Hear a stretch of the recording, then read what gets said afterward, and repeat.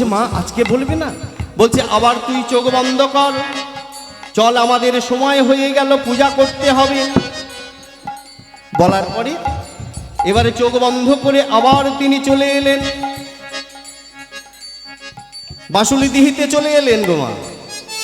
এসে এইভাবে পূজা করে, মা ছেলে গল্প করে, পূজা অর্চনা করে। হঠাৎ একদিন আমাদের চণ্ডীদাস আসতে, চণ্ডীদাস একটি ছিপ কেটেছে কঞ্চি দিয়ে, কঞ্চি কেটেছে, কঞ্চি কেটে আর পুকুরেতে বসে আছে, সময় কাটে না, মন ভালো লাগে না। ওদিকে ছিপটা নিয়ে বসে আছে, বসে বসে আপন মনে গান গাইছে। আস্তে আপন মনে গান গাইছে।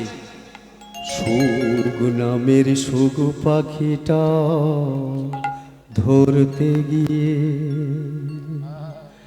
কিনেছি সোনার খাঁচা, যা কিছু সব বিকিয়ে।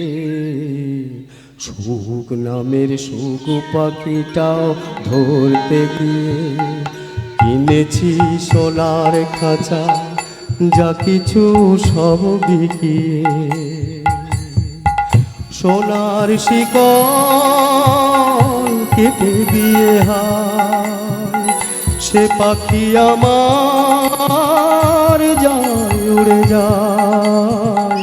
ভাবিনি সেই সে আশা, এই পড়িলাম কি চেয়েছি আর কি যে পেলাম, কি চেয়েছি আর কি যে পেলাম।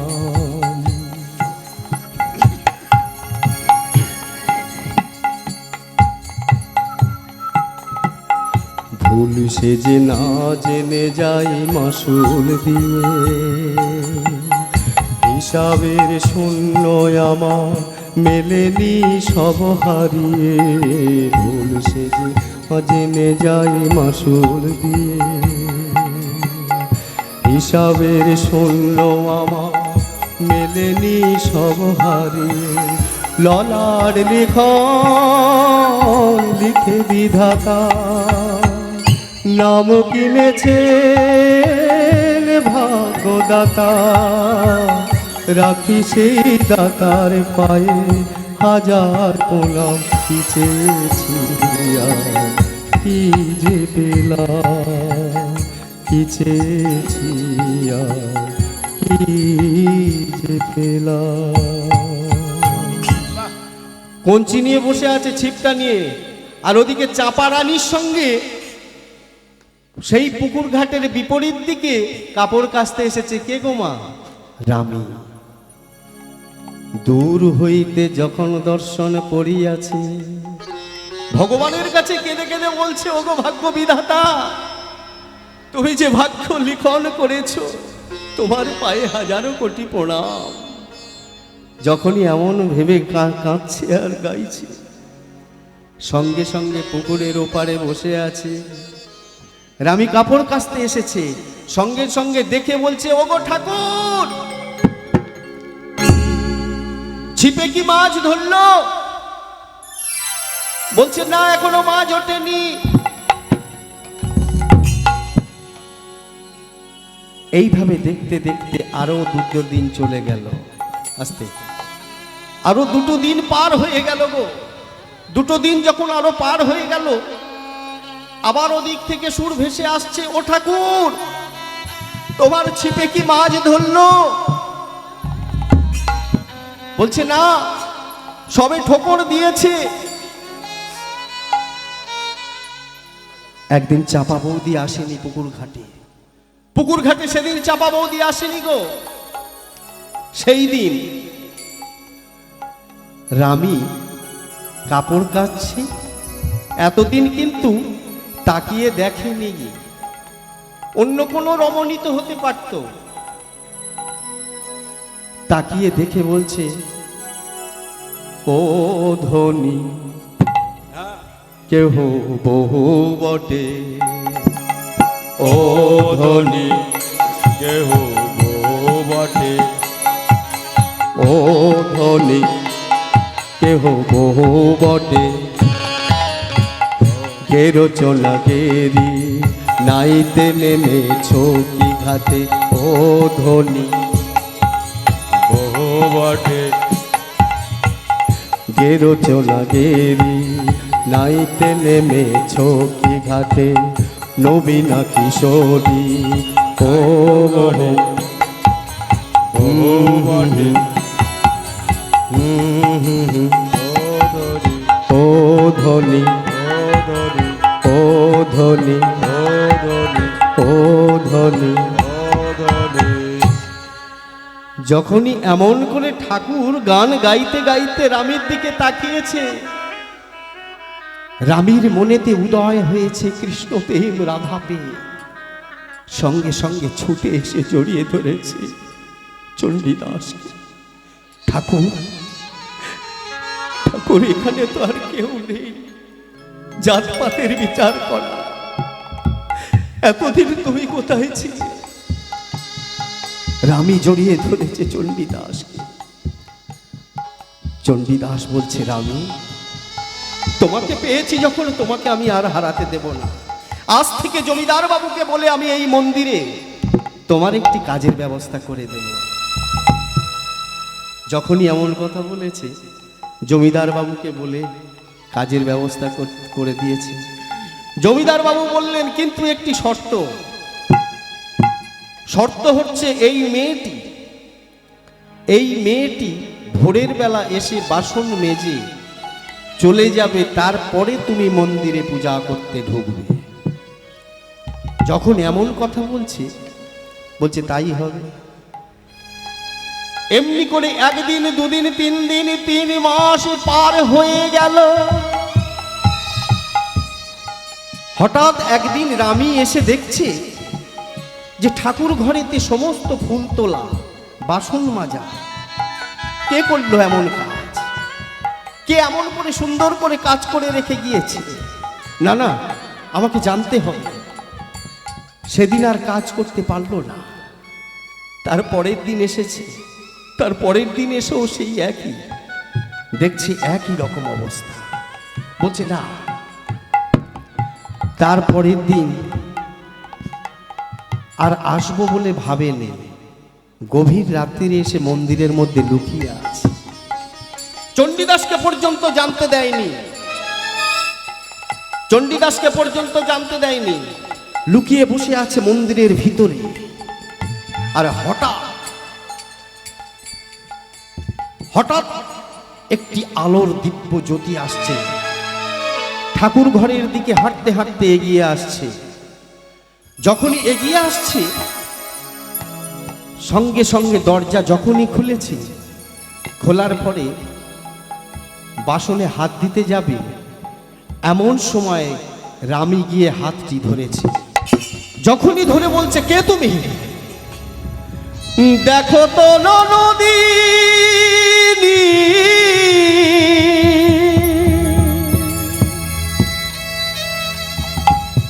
দাপরের কথা কি তোমার কোনো মনে না?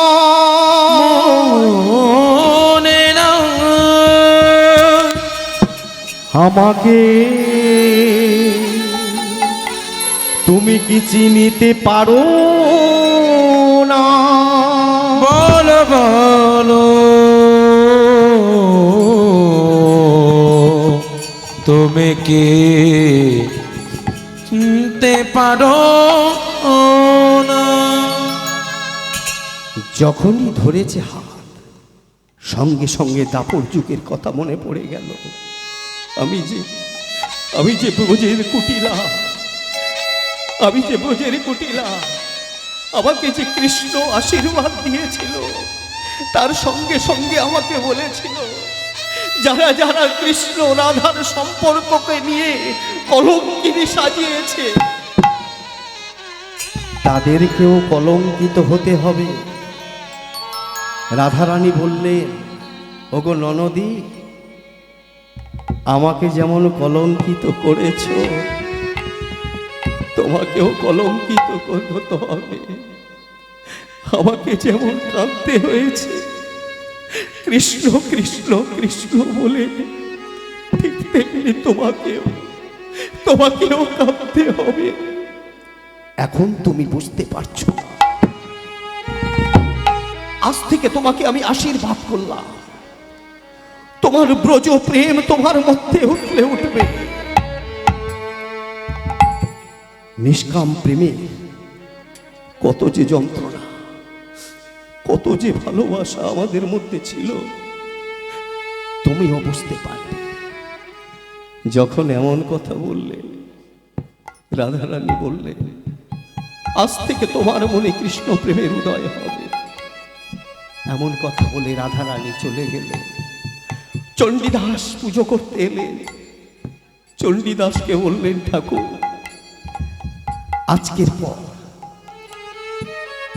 পর আমরা দুজনে আর আলাদা থাকবো না।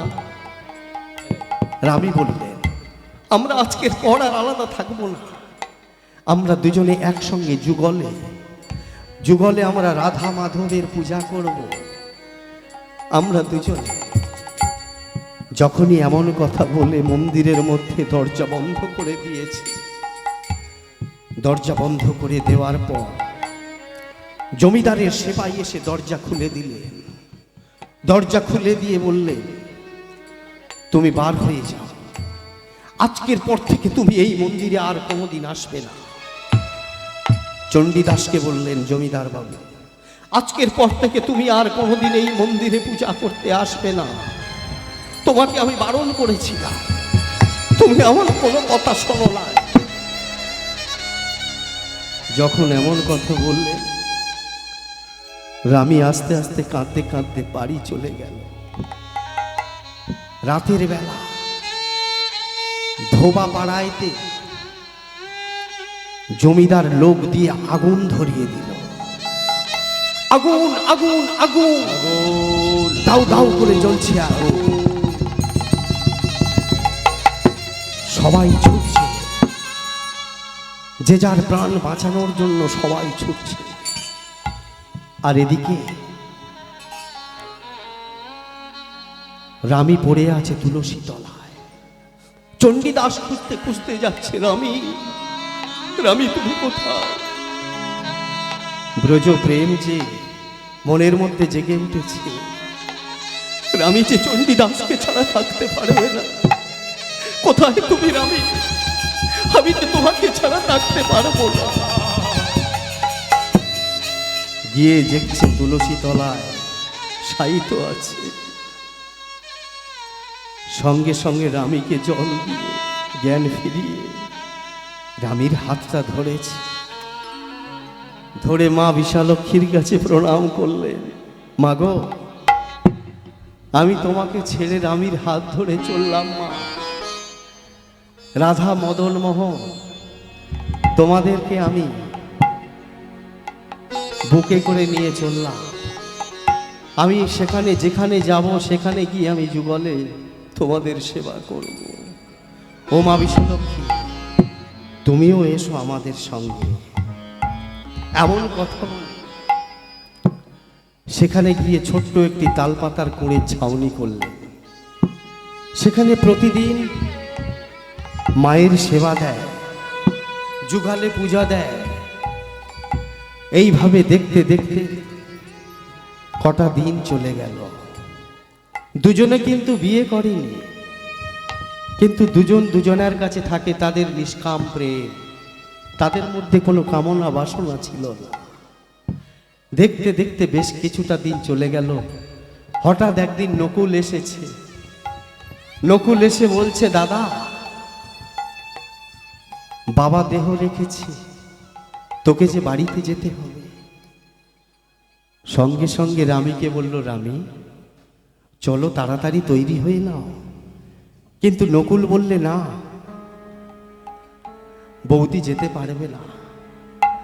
আমাদের পণ্ডিতের দল সবাই সেখানে রয়েছে।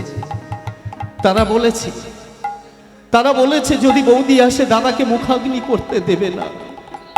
কি বললে? বাবাকে মুখাগ্নি করতে দেবে না? ঠিক আছে রামী তুমি থাকো। দেখতে দেখতে 10টা দিন, তো 10টা দিন কেটে যাবে। আমি তোমার কাছে অনুরোধ করে বলছি তুমি একটু কষ্ট করে থেকো। কিন্তু রামী, চণ্ডীদাস রামীকে বললেন যে তুমি থেকো, 10টা দিন দেখতে দেখতে পার হয়ে যাবে। যখনই চৌকাটে পা দিয়ে বলছে রামী আমি আসি, রামীর মনে পড়ে গেল, ব্রজের কথা মনে পড়ে গেল। কৃষ্ণ রাধারানীকে বলেছিল আজ আসি, আসি বলে আর সে ফিরে আসেনি। তাই স্বামীর কাছে, দরজার কাছে গিয়ে বলছে ওগো স্বামী তুমি যাচ্ছ যাও, আমি তোমাকে কোনো কথা বাধা দেব না। পিতৃকার্য করতে যাচ্ছ, আমি তোমার কোনো কাজে বাধা দেব না, কিন্তু যাওয়ার আগে আমার একটি অনুরোধ শুনে রাখো। জানো এই দাসীর কথা, ওগো স্বামী গো ভুলে যে ও না, এই দাসীর কথা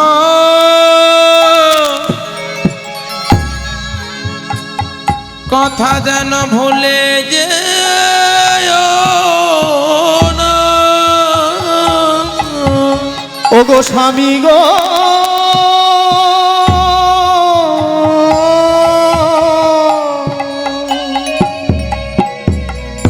আমার তোমার চরণে মিনতি, তুমি পিতৃকার্য করতে যাচ্ছ যাও, আমি তোমায় বাধা দেব না। তুমি 10 দিনই থাকো, আমি কিছুই বলিব না, কিন্তু সেখানে গিয়ে যেন এই দাসীর কথা কথা ভুলে যেও না।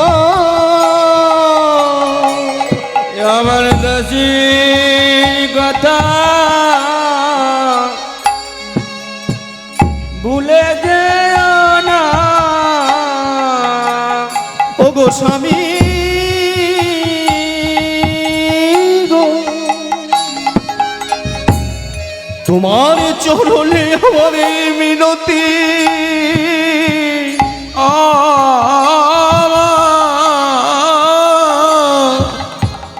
আমার দাসীর কথা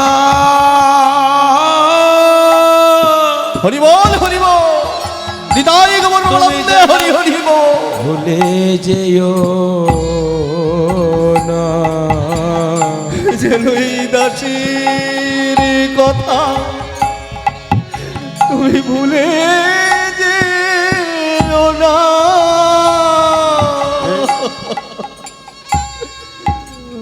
কত দুঃখ, কত ব্যথা, কত যন্ত্রণা নিয়ে ও যে বোঝেরে কুটিলাম, ও যে কতই না কলঙ্কিত করেছিল কৃষ্ণ আরে রাধা রানীকে নিয়ে।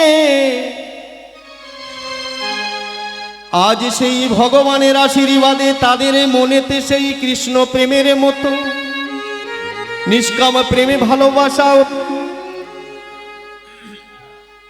তাই বলছে এই দাসীর কথা যেন ভুলে যেও না। এমনি ভাবে দেখো মা, আস্তে, এমনি ভাবে শ্রাদ্ধ বাড়িতে গিয়েছে বাবার কাজ করবার জন্য। দেখতে দেখতে 1 দিন 2 দিন 3 দিন কেটে গেল, 4 দিন কেটে গেল, 9 দিন কেটে গেল, 10 দিন যখন পার হয়ে যাচ্ছে, রামী ওদিকে প্রতিদিন একটি করে গিট বেঁধে বেঁধে রাখছে। 10 দিন যখন পার হয়েছে গো,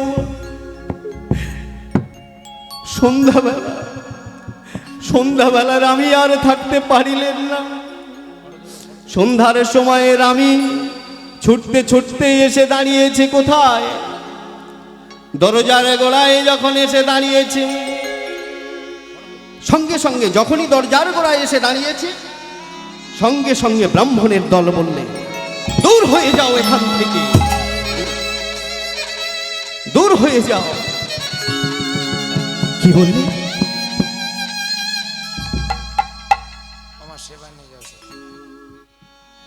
দূর হয়ে যাও এখান থেকে। আপনাদের কাছে আমার মিনতি, ভক্তিমতী মায়েরা, ভগবত ভক্ত বাবারা, যখনই বলেছি দূর হয়ে যাও, রামীর মাথা আর ঠিক নেই যে আমার স্বামীর সামনে আমাকে যেতে দেবে না। আমাকে একটিবার চণ্ডীদাসকে দেখতে দাও, দূর হয়ে যাও। সবাই মিলে সরিয়ে দিচ্ছে, না না, আমাকে এমনি করে দূরে সরিয়ে দেবে না। যখনই জোর করে সরিয়ে দিচ্ছে, তুমি কুলোটা, তুমি একজন বিধবা নারী হয়ে একটি ব্রাহ্মণের ছেলে তুমি এমনি করে ভুলিয়ে রাখতে পারতে না। তুমি দুশ্চরিত্রা, তুমি কলঙ্কিনী, তুমি দূর হয়ে যাও।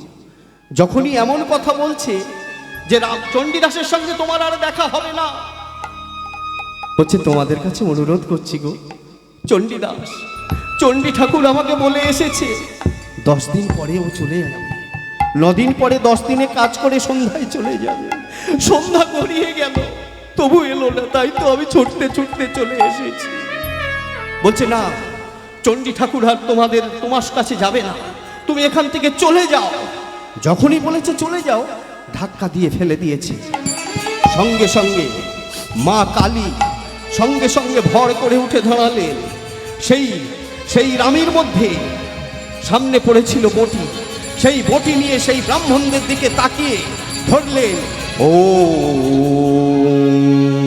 ত্বং স্বাহা ত্বং সদা সদা তমক্ষরে ত্রিধামাত্রাগ্নিকং স্থিতা অর্ধমাত্রাং স্থিতা নিত্বাবনুর্জ্বায়ং বিশেষ্বায় ত্বং ত্বামেবং স্বাবিত্রীতং দেবী জননী পরা ওঙ্কারলবদনং ঘোরং মুক্তিকেশিং চতুর্ভুজং কালিকাং দক্ষিণাং দিব্যং মুণ্ডমালা বিভূষিতং সদ্যচ্ছিন্নশ্চীর খড়গপাবদ্ধকরং মোজং অভয়ং বরদং চৈব দক্ষিণার্ধপানিকং মহামেঘং প্রভং শ্যামং তথা চৈব দিগম্বরিং কণ্ঠাবশুদ্ধকলতরূদরচরিত্রিদং কর্ণবশতানি সবযুগম ভয়নকং ঘোরদষ্টং পিণ্ডোদপায়ধনং শশনলয় বাসিনী মলরকমণ্ডলোচনং তৈনিত্রং ওং নমঃ দক্ষিণা কালিকা দেবী কাবৈ নমো নমঃ মহিষগ্নি মহামায়ে চামুণ্ডে মুণ্ডমালিনী আয়ুরায় রগ্वा बीजयं देहि देवी नमस्तुते सृष्टि स्थिति विनाशनं शक्ति भूत सनातनी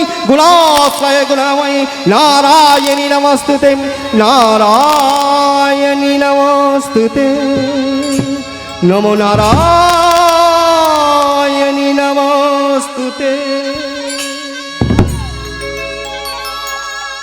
মা, হে আমি কি দেখলাম? তোমার মধ্যে মাকে দেখতে পেলাম।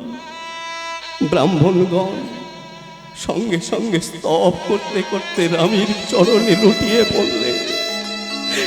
ওগো রামী, আমি বুঝতে পারি, আমি তোমাকে বুঝতে পারি, তাই তো তোমার অনেক কষ্ট দিয়েছি। চণ্ডীদাস ছুটে এলে। চলো রামী, এখানেও আমাদের জায়গা নেই। হাতটা ধরে চললেন দুজনে, হাঁটতে হাঁটতে প্রীতি নগরে। আমি বাঁধিব বসতি। রামী, তোমার খুব কষ্ট হয়েছে না? এই 10 দিন তুমি আমাকে দেখতে পাওনি, তোমার খুব কষ্ট হয়েছে না? প্রীতি নগরে বাঁধিব বসতি, প্রীতি বাঁধিব ঘর। জানো রামী,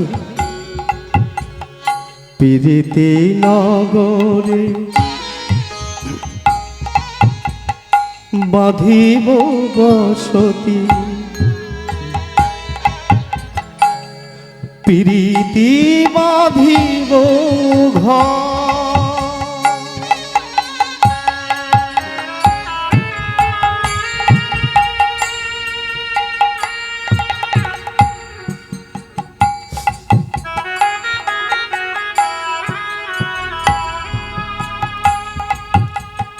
প্রীতি পরশী প্রীতি প্রেয়সী আর প্রীতি পরশী ও প্রীতি পেয়সী অন্য সকলে রামি গো অন্য সকলে